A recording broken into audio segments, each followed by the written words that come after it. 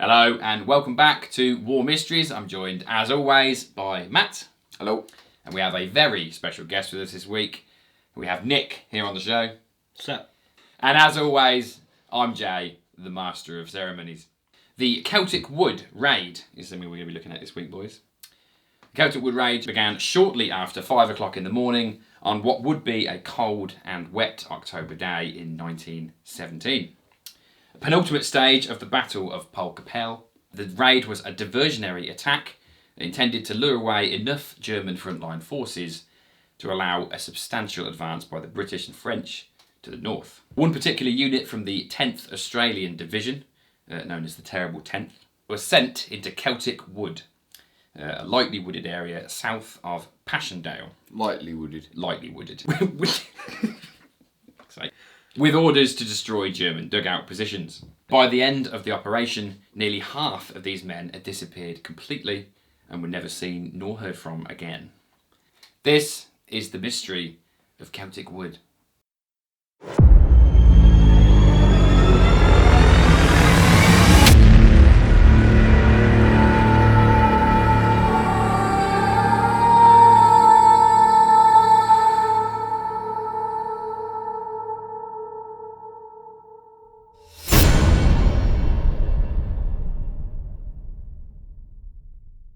Right then, so do you lads know anything about Celtic Wood? No. I've heard of Passchendaele because my dad probably banged on about it, but... Passchendaele was one of the major offensives. A few times it was fought over. This particular one is in October in 1917, so about a year before war's end. So essentially, it was a raid going on. There was a group of British, French and Australian forces called Anzac, Australia and New Zealand, that were tasked with moving on the Passchendaele Ridge, which was a massive offensive. It's kind of like Verdun. It was a huge offensive. The Somme is one everyone knows. To put it into context for you, to make it a bit easier to see, this is the Terrible 10th right there. Okay? They have a lack of facial features, don't they? They do. It's not a very good picture. And when is it? That is a total of 84 men there that went into the Celtic Wood. He's counting. He's counting. 84. Well done. Yeah. Right, so, picture missing. We got a picture missing. We got a picture missing! Alright, that is what the unit looked like after the attack. So the black crosses are people that either returned wounded or are known to have been killed. The red crosses are the people that disappeared and nothing at all was found. Really? Yeah. So 37 red crosses on there. As in they disappeared, like... Nobody knows what happened. No remains. That was the red ones, yeah? Mm-hmm. So the red ones could just be off having a pie. Yeah, they could be out. Well, so you'll notice that some of them are not crossed off. For example, these guys. Yeah, so they are survivors. Survivors. They made it back. There's 14 of them out of 85 in total, including the lieutenant. Who died? He died. He was shot while he was firing the retreat signal flare. The mystery is that they went missing. Is that the mystery? The mystery, I think, is in the detail. No, that's the devil. The mystery is, where did the red crosses go? What happened to those guys? What, on this photo? No, not on... Forget the pictures. To give you an idea of what it looked like after the attack, that is a street corner in Poelcappelle. Looks like Bridge Street on Saturday night. It does a little bit like Bridge Street on Saturday night. And one other I can show you. Mess, that is an aerial photo of before and after the Battle of Poelcappelle. Well, that was... So you can obviously these are all up for the of course, for the viewers. Yeah, as always, you know the quality we provide here. It'll probably be covering my face again, because why wouldn't it? You can see the artillery pock marks. You can see like the main road, like if this is north and this is south, like go north to south basically. Yeah, the artery road, which and is this is like cannon shells. Yeah. Yeah, we're talking just checking. Howitzers, artillery shells. And so this, how does this all link up then? So that's just to give you an overview of how it went. But obviously, as is a tradition now with War Mysteries, the best way to start is to look into our background. Are you guys ready for the background? Yeah.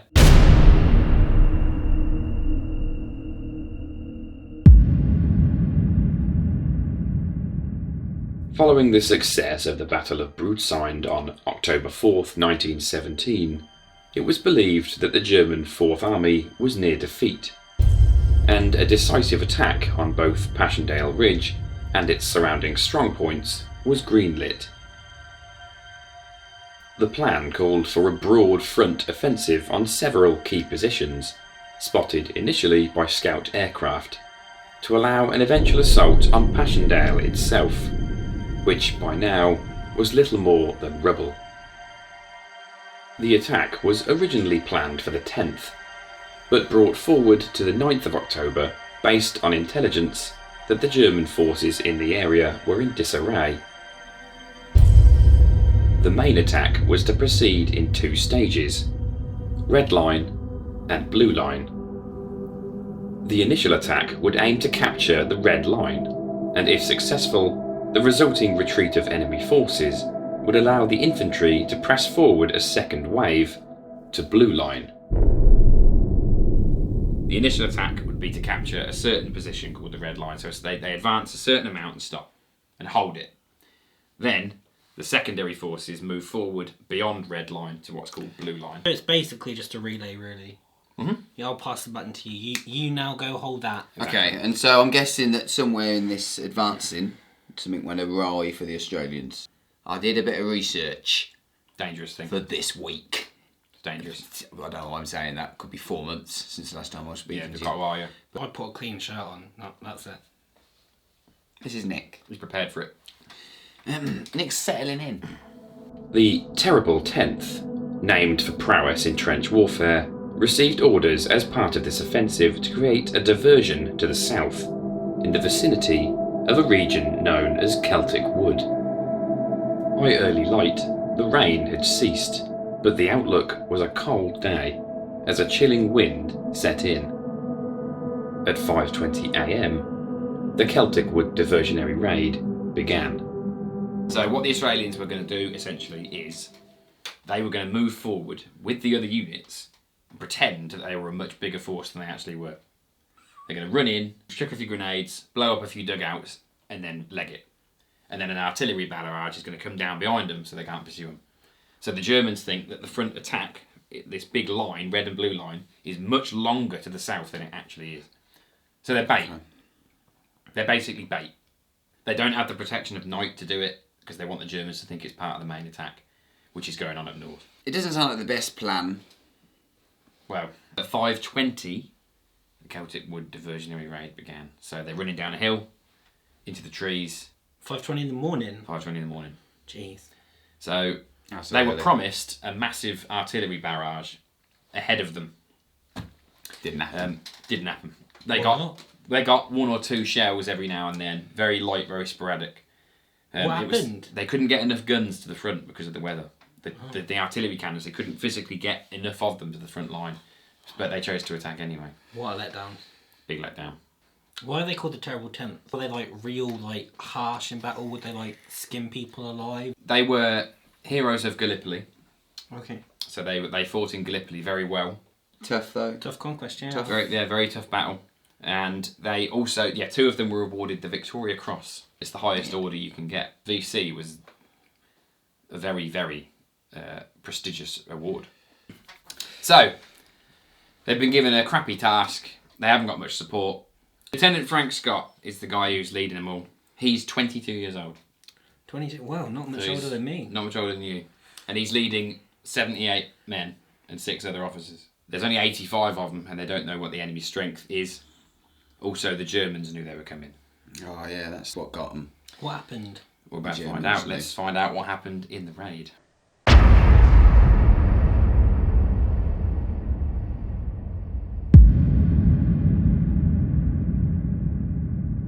The 10th Battalion Raiders numbered 85 men, consisting of 78 soldiers and 7 officers. They were under the command of Lieutenant Frank Scott, who, aged just 22, was leading Company C. The men were to attack a position south of the main German force, advancing in coordination with the other attacks in the north. This, it was thought, would trick the Germans into thinking a larger scale attack was taking place, and they would therefore redeploy additional units to protect their weaker southern flank. Positioned initially on a nearby ridge close to Broadside, Lieutenant Scott and his men prepared themselves. Moving into the wood, the men headed towards the dugouts and entrenched German gun positions, intending to destroy them and retreat once a signal flare was fired off. So whatever happened, whoever it was that was sat in the forest waiting for them initially, there were always going to be more coming. Because, More Germans. Yeah, and that was part of the plan, to weaken the northern flank. Well, That's why it's so terrible. Yeah. yeah. That's Well, why it had they- to be a quick attack. They were buggered destroy from the now. start, really, then, weren't they? So With hindsight and looking back What on would it. have happened if they'd gone in at 4:20 a.m. instead of 5:20? Wow. Would it be a different story? Would it be a different story? There's a question Is for that Matt. the- Question for is Matt. that- According to contemporary reports, the wood itself was badly knocked about, and the ground very swampy. The woods offered some little protection from the elements in between the shell craters and the occasional blasted tree. As the men set forth on the Germans and opened fire, Scott would have immediately sensed a problem. A rolling barrage of protective artillery fire was promised, which would target areas ahead of the advancing raiders in order to push back the entrenched enemy. But once the men had made their initial attack, this rolling curtain was far less concentrated than expected. It would also transpire that the intelligence was off. The Germans outnumbered Company C by almost 2-1. So they had the odd shell landing every now and then sporadically, not particularly accurate because they didn't have enough guns. Surely they're going to be tired before they even get there, running up and down all those flipping shell holes. Yeah, it's pockmarked. I mean, again, you saw the what the earth looked like at the time. Some of the areas Wild. around this attack actually returned to swamp after the war Wow, because it was that badly churned up. that's something. Swamp. What used to be farm field, it literally turned back into swamp. Explosives were hurled into dugouts, but German soldiers emerged from others that had been overlooked. So they were hiding in the forest. yeah, dug in. Well, the wood. It's not really a forest. I keep saying the word forest. It's not. There's just a few It tree wasn't stumps. that big a area, was it? No, it really? was quite small. It was like a thicket. Well, you know, stand. there were probably a good 100 trees there, but they were very widely spaced. It was more like a stand, yeah. How long have they been in Europe by now? Well, this is October 1917.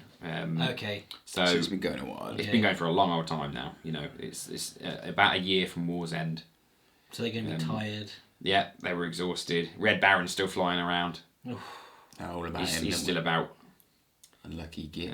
Didn't have long to live, obviously, but he was still about. And remember, it was Australians that took him out allegedly. Oh yeah, Australians again. And it would also transpire that the Germans outnumbered Company C by almost 2-1.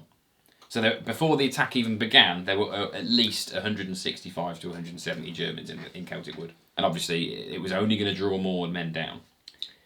So they had a tough battle ahead of them. Enemy artillery then opened up and began to strike behind the Company C raiders, which means they'd probably been pre-sighted. Well, yeah, I think that's They must a have given, expected. really. They've been. Prevent them from retreating. So artillery had opened up. Germans have jumped out of dugouts that they didn't know about. 30 minutes later, silence fell across the wood. So it didn't go very well, which is Understatement of the massive century. understatement of the century. So the Germans were evidently at least somewhat aware that something was going to happen. The position had been attacked a number of times previous to this, and they were probably expecting for them to be there. And they had recently reinforced it with more machine gun nests. Wow.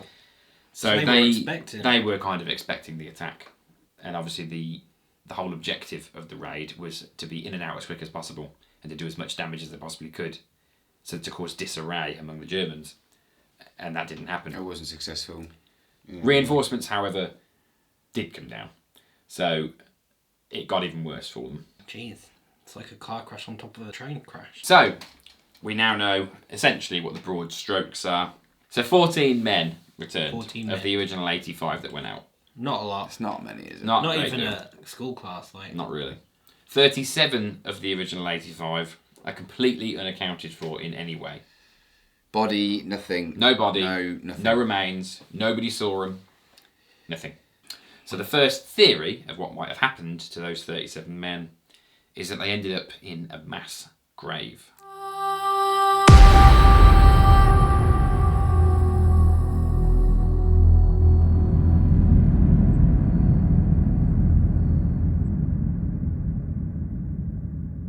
One popular theory, an archetype that seems inextricable from many sudden disappearances during conflict, is that of the execution, undiscovered mass grave scenario. For this theory to hold any weight, an as yet undiscovered gravesite would need to be located in or around the area, which would be a chance encounter at best. Mass graves have been known to have been uncovered after many years, such as a site found in the Katyn forest in western Russia, where Soviet soldiers executed a large group of civilians and subsequently blamed the Nazis.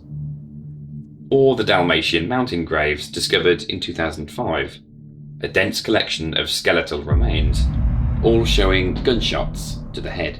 Yeah, sure, the fans were like that by now. Like, Yeah. redevelopment. Yeah, but it's been over 100 years now. Farmers, like, ploughed his fields a couple times, like, you'd know. Well, that's the thing. They actually did ask local farmers Did they? if they'd seen or heard anything about bones being discovered. If there was a mass grave somewhere that someone hasn't discovered yet, and they were to dig it up on a farm, bones make their way to the surface, which will come up in another theory later. It's like the clustered corn. What are they called? The cereal, the clustered ones. What are they? Yeah. No, granola. It's granola. Like, if you shake the box up enough, the big granola will make their way to the top and the small to the bottom. Just like sediment does. So is that to do with soil density then? Yeah, it's all to do with that. Yeah, it's all to do with natural sorting. So the bones should have been found already. They should. Unless someone's having like a broth stew.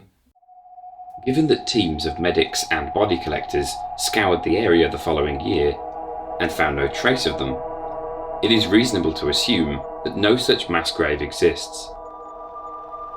It is further proposed that the men may have survived as prisoners of war, but were massacred en route to a POW encampment. If this is the case, this could explain why no remains have ever been found in the vicinity of the wood. So we think maybe it's not the mass grave thing. Well, what do you think?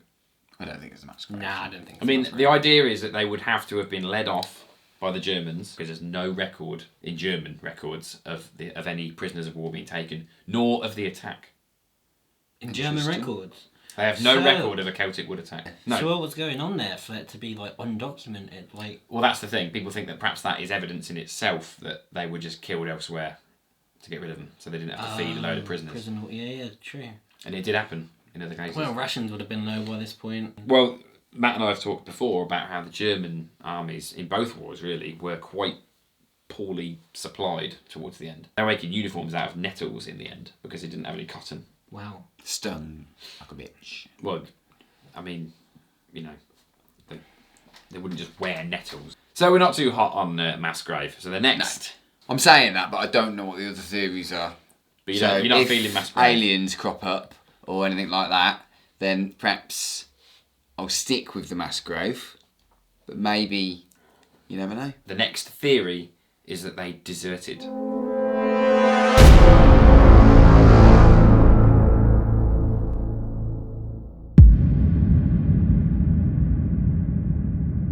Throughout the course of World War I, more than 3,300 British and Commonwealth soldiers were sentenced to death by court-martial for the crime of desertion.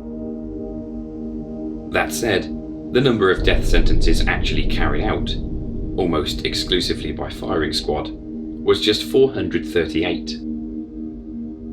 The Manual of Military Law 1914 defined desertion as leaving military duty with the intention not to return, or leaving with the intent of avoiding some particular service. In prosecution, circumstances must justify the inference that the accused had no intention of returning. Rumours persisted for a while after the disappearance of the men that they had simply walked into a mist and vanished. And visitors to the site to this day are often given this explanation by guides. It's generally open to individual interpretation. whether this description was in fact meant literally or metaphorically has been lost to time. So they only killed about 20%. Okay, yeah. Yeah, that's it. And they what, imprisoned? They would have found other means to punish them. Perhaps they just couldn't spare the men. I don't know. And it was. Is this the Lord Kitchener type poster time, or is that World War II? Yeah. It's your country needs. Yeah. They had that kind of thing going on. So but it was it what's it called? Conscription. Conscription. Yeah. Oh yeah, Was it like conscription that? was going on towards. Yeah, was definitely going on all sides. In prosecution, circumstances must justify the inference that the accused had no intention of returning. But how do you prove that? Like beyond reasonable doubt. Well, if they'd written letters to their loved ones saying, "Look, I'm out of here." That and just the running off bit. How do they not know that you're running off because there's like Well, because you're running in the a opposite fresh direction. stake over there? On So the right. Germans are there, but you're going to be going that way. Some things that happened, particularly in our fourth theory, where if I saw that, I'd be gone. I'd never have gone back. So, how do you feel? Desertion? Do you reckon they just legged it?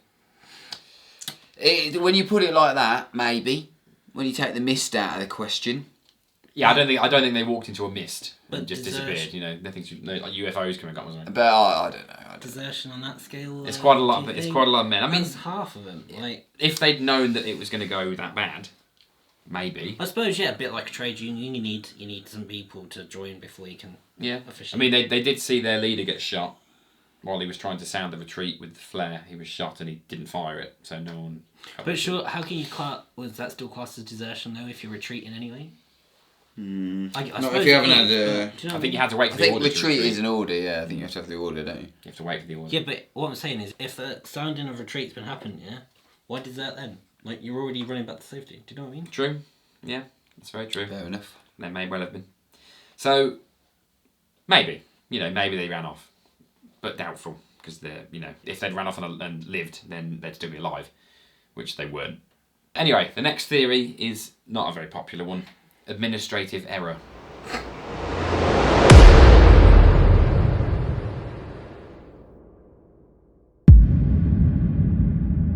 The reliability of statistics has been called into focus regarding the Celtic Wood raid. Exactly how many were killed? Some sources claim 71 men went missing, others that 37 were unaccounted for. The issue seems to arise from the reporting of casualties, as records from the time imply a number of wounded, unwounded, and known killed. How many men actually survived the raid? 14 seems to be the most common answer, a number that is included in the total of 48 for whom the statement of dead, wounded or unwounded is recorded, which would reinforce the claim that 37 men were in fact missing, given that 85 total went into the fold. Because the records were read incorrectly at the time, they were only able to account for 14 men unwounded, apparently. Oh. So they took that to mean at the time, well, the other 71 must have gone. Which is why it was a huge mystery to begin with. They're like, well, where's 90% of this unit gone? But as it transpires, 48 of them were listed as wounded, unwounded, or known killed. Wow. Which is the black marks that you saw. So the red marks are the one we're concerned with, because they are the ones that there is absolutely no information about whatsoever. How do you just disappear off of it?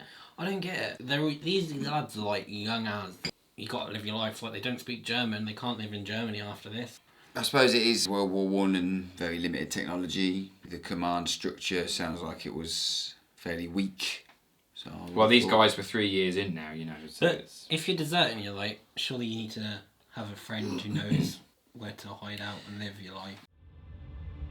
The number of missing originally included bodies that were not recovered, but were known to have been killed. This also contributed to confusing after-action reports, further muddling the facts. The names of the missing men were not found in any prisoner of war lists from the war, but these too cannot be taken at face value, as they were notoriously unreliable. A lot of numbers Yeah, going it's a around lot at hard. the minute. It was really tricky to dig through these bits and figure it all out. But thankfully, historians know most of that for us now. But we're sticking on the idea that 14 survived, 14 came survived. back eventually, 37, there's no trace. Possibly missed situation. Yeah, nothing found. No corpses, not even their weapons were found. Oh. That's why I drew the pictures, to make it a bit easier to get a head around. It makes more sense now. There's so many different numbers going up and down in this. Are they, though, commemorated anywhere? Yeah, they are. Have they got There's an Anzac memorial. Lovely. That mentions the unit, but I don't think it mentions their names. Well, yeah, you can't know someone is dead if they're not dead. But they're at least recorded as being where they were. Yeah. Whatever happened to them. The 10th Battalion, they were Terrible 10. There is actually a memorial wall somewhere. I can't remember if I mentioned it later, so I'm going to mention it now just in case. Where they ran out of space. They just ran out of stone. They had no. There wasn't enough space on the memorial to carve all their names. Jeez. That's the problem. That's how mental they got. War, isn't it? That's the thrust of administrative error. You can see how confusing it might have been, because who was paying attention to figures at the time? They're trying to win a war. A war that, like we've said before, was literally a case of throwing as many bodies at the enemy as you possibly could and hoping to win by numbers. Probably the last war of its kind that did that. If you exclude Operation Overlord. Well, there was the move towards aerial combat, really, wasn't there? Yeah. After that as well. So. This is the last kind of war of attrition, really, where it was whoever had the biggest number of men would probably win. So, our last theory, which is one that was pretty tricky to research, but was also quite hard to read about, was that they were destroyed by artillery fire.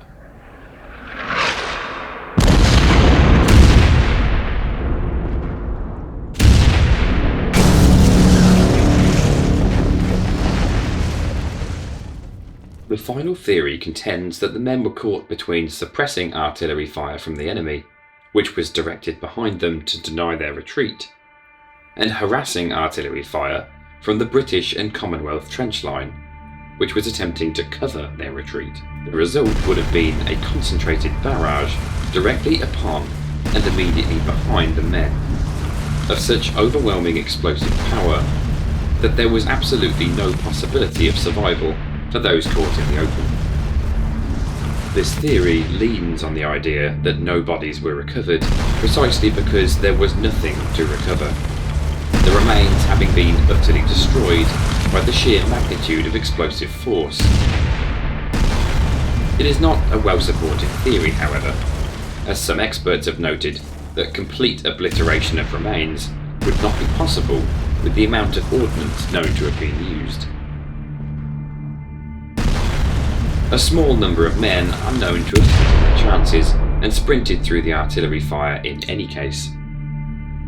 Some of these men that did make their way back to friendly lines allegedly reported seeing others vaporised before their eyes by the explosive shells. One report added, "Those were the lucky ones." So they had a curtain of artillery coming in from front and back. And I'm guessing you're going to say they were plastered. Pretty much. I imagine that you meant, that there would be like a butcher's shop had exploded. Now you've got to remember, this is before, mustard gas was in use. Well, it was before the Geneva Convention. Yeah, I know what you mean. Yeah, so it was before there were conventions put into place that would disallow weapons that can maim or weapons that can produce serious physical injuries that don't kill. Yeah, flamethrowers, I mean, to be fair, they were still in use during World War II. They are scary. So the shells they were using, they were supposed to maim, to put people out of action. They weren't very humane weapons. I think it's safe to say, though, that they probably weren't vaporised by cannon fire. I was going to say, surely you might, if you're running back through all that, you've sprinted back. If it's been that bad, are you going to tell the truth or are you just going to lie? Nah, just so that you don't risk running back out there in 10 minutes with Don't send me out to collect bodies. Literally. if it were the case, more would have been killed by the shockwave damage than by shrapnel or explosive yield. It's the movement of the sudden movement of air organs, isn't it? It destroys organs and it destroys your hearing. It can blind you. The shockwave of a blast is always infinitely more dangerous than the yield of it, the fire. The onslaught of impact damage that would do to a human body. Crazy. So what do you think? Not keen on that theory, if I'm honest. I think it sounds a bit too convenient. I don't know if they were vaporised, but getting blown to bits, I suppose it's much harder to find a million tiny bits of human than it is to find an entire leg. I think a few of them might have got blown to bits. But not Handful. all of them. What But happened to not the rest? all of them, no. The rest, I don't know. The mist Conga got line. involved, didn't it? Conga line to the mist. It's a mystery, but I think in context, all of these World War One mysteries, it's World War One, isn't it? It's crazy. Yeah. Well, the most common hypothesis is more of an amalgam of a few of them, really. That they went into a battle they had no possible chance of winning, and they didn't know it at the time. So they charged forth to their own destruction, really. The only testimony we've got to go on is that of the survivors, and there weren't many. As you But can there imagine. were a few. There were a few, and as you can imagine, they probably weren't too keen to talk about what they'd seen. But the general consensus seems to be that they were killed in action in one form or another, and just not recovered. May they rest in peace.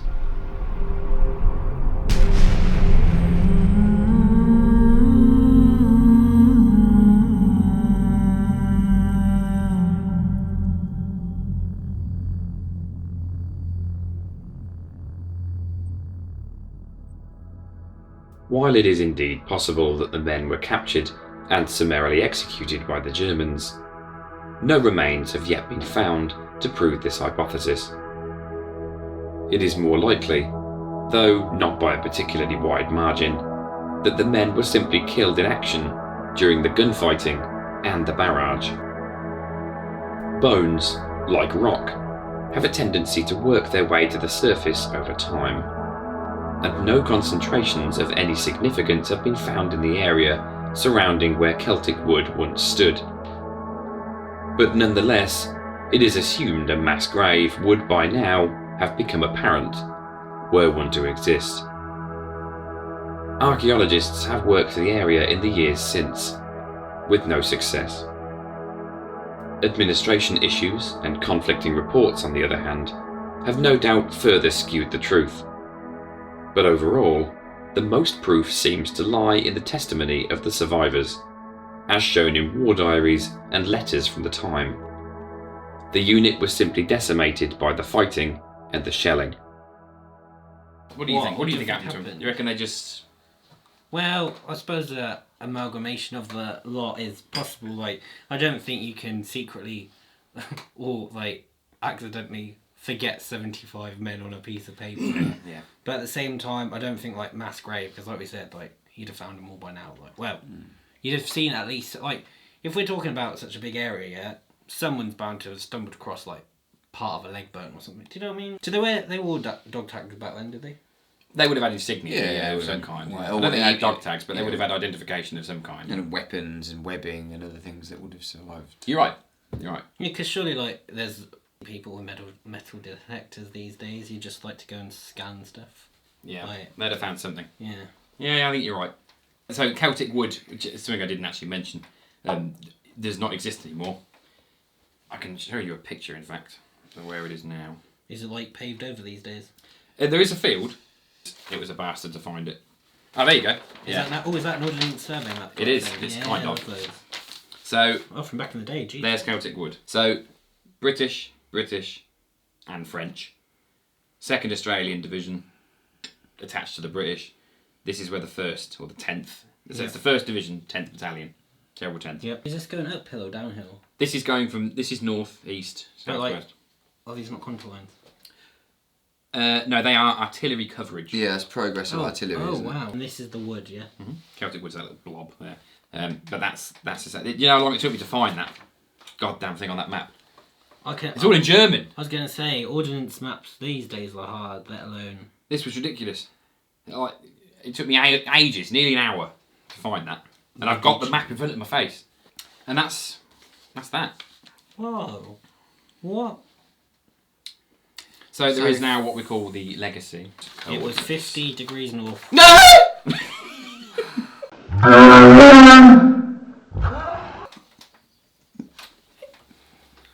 I should have taken like a spa day before this.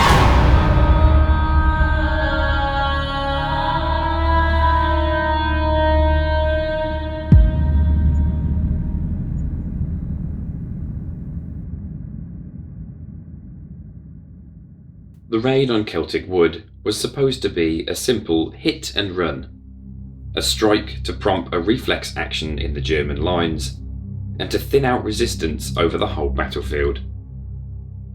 It didn't work. Further up north, the front lines barely changed in what would eventually become known as the Battle of Poelcappelle, and most ground that was taken that day would be subsequently lost in the coming weeks. Only a small territory was captured and retained by the British, a trade-off that cost nearly 13,000 casualties, and for the Germans, over 35,000 men. The battle itself pounded the landscape of Flanders' grassy ridges, which was further sundered by heavy rain, and some areas deteriorated so badly that they became swamps once again, having not been so for nearly 1,000 years. This environmental destruction seriously hindered the movement of heavy artillery guns to the front lines, which would, in turn, massively reduce their effectiveness.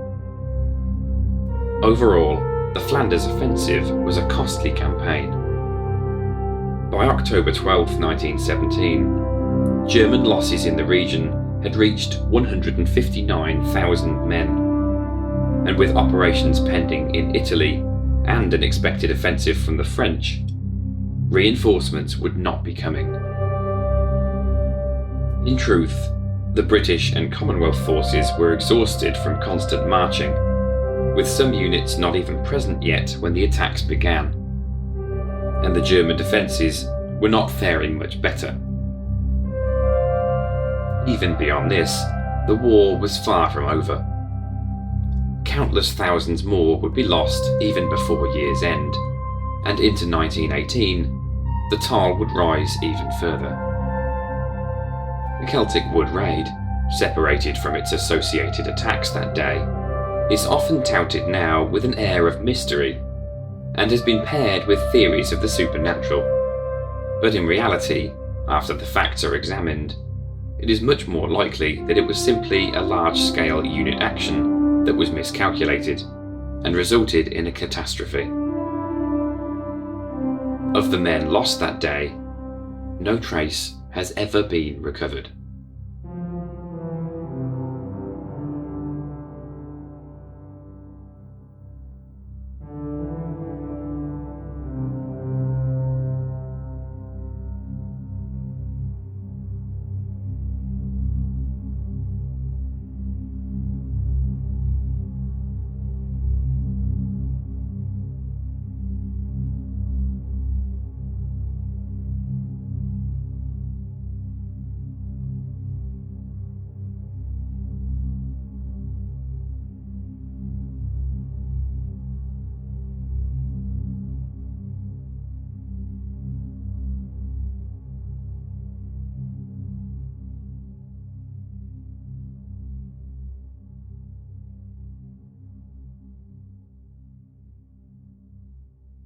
Another chunk to add to the missing list from World War I. Just another pound of flesh. And the saddest part is that their bravery really was for nothing. They lost the ground they gained. Celtic Wood actually became a no man's land a week later. The Germans retreated anyway. But they were seasoned men. They went to Gallipoli. 2 of them had Victoria Crosses. They were pros. Work that hard and all your family get are a couple of medals on their and a mantelpiece. A telegram. It ravaged the world's economies. Great Depression was just around the corner. The Russian Revolution killed off their monarchy less than a year later. Well, the Russians are good at killing their own people, aren't they? Yeah. The stage was set really by the early 1930s for the Second World War. So that's Celtic Wood, lads. That's Celtic Wood. Well, when you strip it all away, it's still I've lost a lot. A massive loss of life, and a bit mysterious. Yeah, it's a bit mysterious as usual this week. It's touted as the biggest Australian war mystery. It's good. We've done a few bits with the Australians. What do you think, Nick? Yeah. Would you have liked to have been there? No, I don't think I would have. Maybe they met up with the crew of the Sabrina. Maybe. Anyway, that is the mystery of Celtic Wood. What do you think happened? Do you think what we do? Do you think they just disappeared in action? They were killed. Do you think they walked into a mist and disappeared? Matt secretly does. Let us know in the pit of comments down there. I'd like to say thank you to Nick for joining us. Thank you for having me. It's been legendary. It has been good to have another special guest. I love special guests. It's nice to have somebody. Finally fulfilling the promise of a plural of special guests from back in season. That is a good point, actually. Yeah, finally fulfilling that original promise from the original trailer we made. Yeah. I don't think I'm in that, am I? But no. So thank you very much for watching and sticking with us. Obviously, the pandemic has made things very challenging, but we are doing our best to bring you fresh content. Thanks to me for being here again. Matt's here again. He's always here. He doesn't actually leave. The set just stays here, and he doesn't actually leave. Feel free to subscribe to our channel if you want to get updates on when we post new videos. It's about once every year. Hit that notification bell. I have. He's done everything. He's liked. He's followed. He's subscribed. It's been a while. And we'll be back with a new episode for you soon. Until then, thank you for watching. And take care of yourselves. And we'll see you in the next one. Right, what I'm going to do now, lads, is leave you both here. Goodbye. He's fired. I heard that.